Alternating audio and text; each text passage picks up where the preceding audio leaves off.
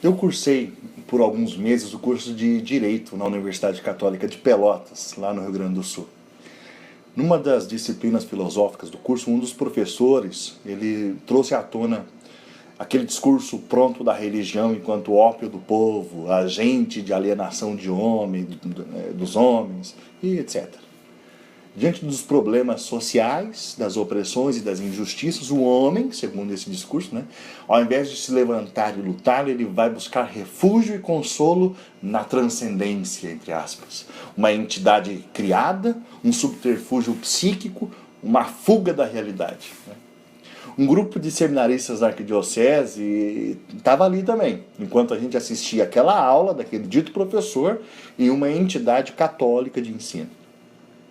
O meu ímpeto de garoto, 20 e poucos anos, ele não permitiu que eu me calasse. Eu levantei a minha mão, pedi a palavra, e a muito custo o professor me concedeu. E eu respondi, professor, eu comecei. Olha, eu concordo parcialmente com o senhor. De fato, o comportamento religioso da nossa cultura é bastante absurdo porque ele é imanentizado.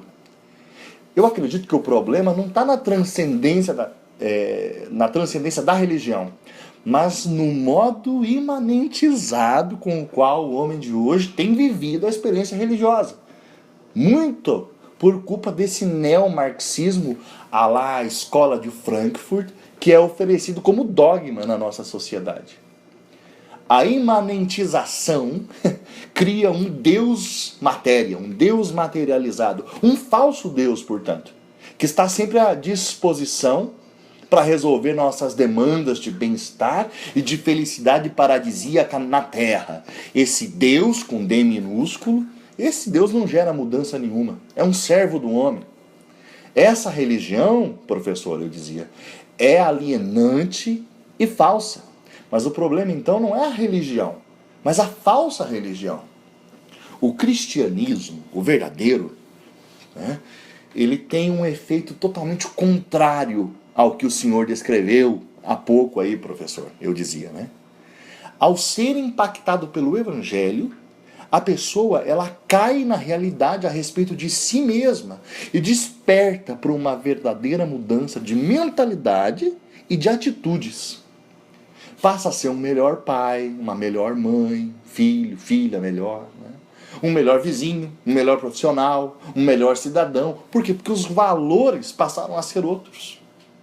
Eu conheço um número imenso de casamentos que foram restaurados, de relacionamentos familiares que foram refeitos, entre irmãos, entre pais, entre tios, de jovens que abandonaram as drogas, de homens que refizeram as suas vidas e buscaram uma qualificação acadêmica, um crescimento profissional. Por quê?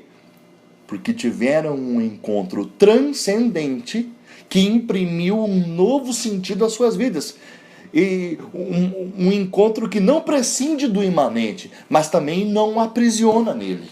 Entende? Alienados, professor, são muitas vezes aqueles que se denominam ateus e agnósticos, não estou dizendo que todos, mas muitos deles, e que não raro recorrem aos entorpecentes diante da dor, da morte dos que eles amavam e se foram, do sofrimento, das diversas contingências da vida humana, etc. O professor não me respondeu nada, e poucos minutos depois ele terminou a aula mais cedo e nos deixou sair. Sabe, gente, sabe qual é, na minha opinião, um dos principais problemas do cristianismo no nosso tempo? É que o nome de Jesus nunca foi tão pregado e falado como nos dias de hoje. Você pode me dizer, Fernando, você enlouqueceu. Como é que o fato de o nome de Jesus nunca ter sido tão pregado como nos dias de hoje pode ser algo negativo? É simples, irmãos.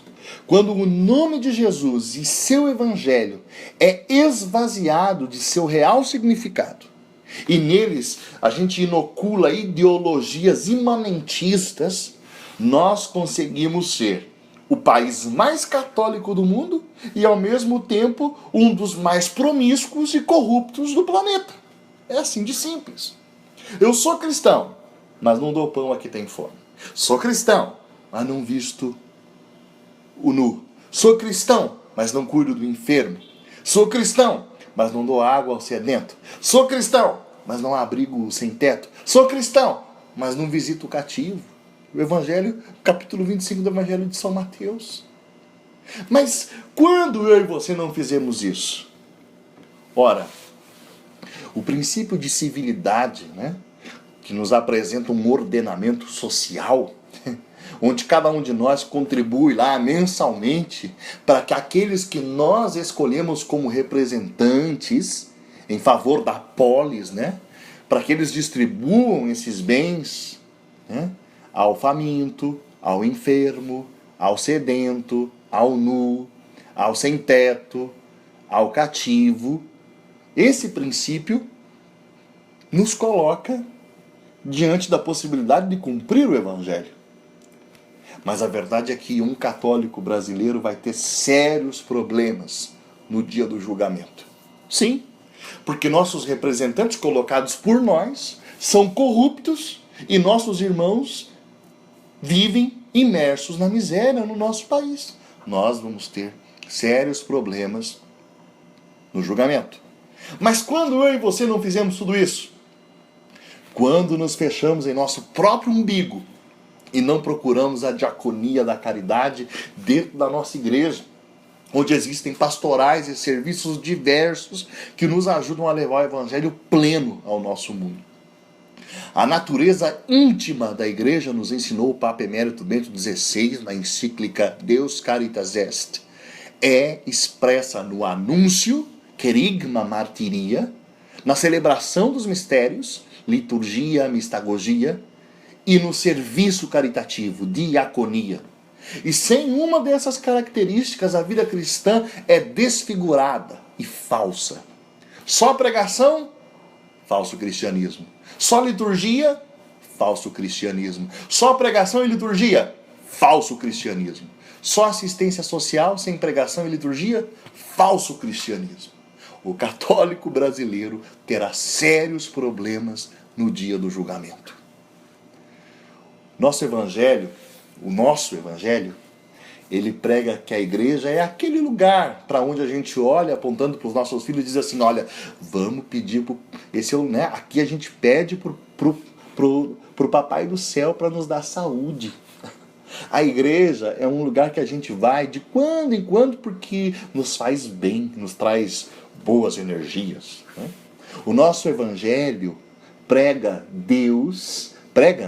que Deus sempre vai atender a tudo o que nós queremos. O nosso evangelho não tem relação alguma com a sociedade e com o nosso estilo de vida, nossos gostos, nossos planos, nosso jeito de vestir, nosso jeito de falar, aquilo que assistimos, aquilo que ouvimos, assim por diante. O nosso evangelho é alienante. Agora, o evangelho de Jesus Cristo, esse é libertador do homem. O Evangelho de Jesus Cristo muda uma vida, muda uma família, muda uma cidade, muda uma nação. O Evangelho de Jesus Cristo derruba impérios. O Evangelho de Jesus Cristo constrói civilizações. A esperança do Brasil é o Evangelho de Jesus Cristo. Nós estamos em período de campanha eleitoral, né? Para futuros prefeitos e futuros vereadores. Você já rezou pedindo a Deus por bons candidatos?